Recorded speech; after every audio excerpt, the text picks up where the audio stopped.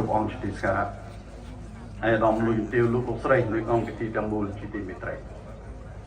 សំណេរអង្គគឺជាការជួបរួមលើកកម្ពស់និងអភិរក្សអក្សរសាស្ត្រខ្មែរតាមរយៈការសរសេរតាមអានដែលមានគោលដៅបណ្ដុះស្មារតីស្រឡាញ់ភាសាជាតិ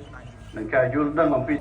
ឌ្ឍនភាពនៃដំណើរការរៀបចំកម្មវិធីសម្ដីអង្គរដែលអាចឈានដល់ឆ្នាំទី3នេះជាបន្តទៅទៀតនេះនាងខ្ញុំក៏សូមគោរពអញ្ជើញឯកឧត្តមលឹមប៊ុនហុកតំណាងក្រុមស្ថាបនិកនៃកម្មវិធីសម្ដីអង្គរឡើងធ្វើរបាយការណ៍សង្ខេបជូនអង្គពិធីសូមគោរពអញ្ជើញ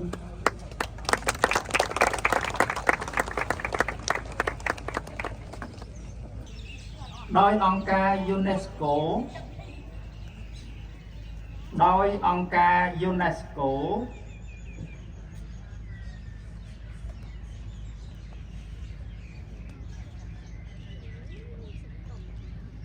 ដោយអង្គការ UNESCO កាលពីឆ្នាំ1992ខាងខ្មែរគ្រប់រូបនៅក្នុងឈាមកូនខ្មែរគ្រប់រូបដកឃ្លានិងគ្រប់ចំនួនខណ្ឌដកឃ្លានិងគ្រប់ចំនួនខណ្ឌ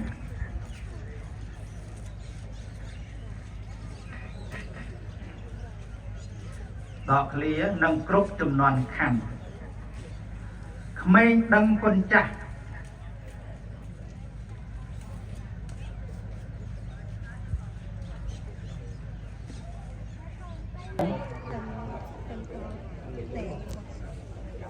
ឥឡូវនេះនាងខ្ញុំសូមប្រកាសជូន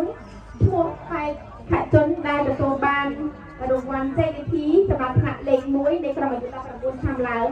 បានទៅលើបេក្ខជនទៀតហើយមិនមែនបេក្ខនារីទេឆ្នាំនេះបេក្ខនារីសូមចូលពីសោកស្ដាយបេក្ខជនដែលមកពីខេត្តក្រចេះ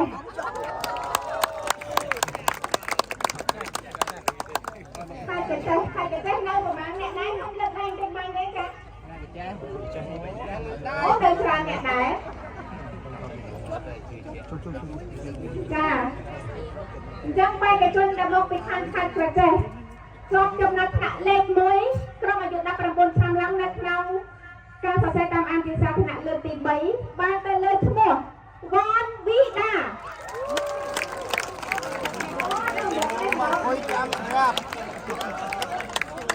សូមគោរពអបអរសាទរមកអង្គុយចាំហើ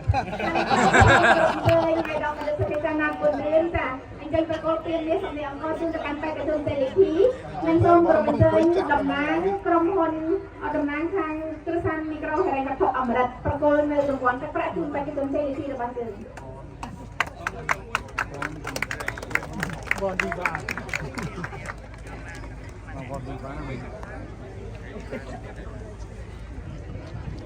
ឹងខ្ញុំសូមបញ្ជាក់ជាថ្មីម្ដងទៀតចំពោះបេក្ខជនទេលីធីទាំងអស់ដែលទទួលបានរង្វាន់ហើយនេះខ្ញុំបានប្រកាសជូនមានច្រើនមុខណាស់អញ្ចឹង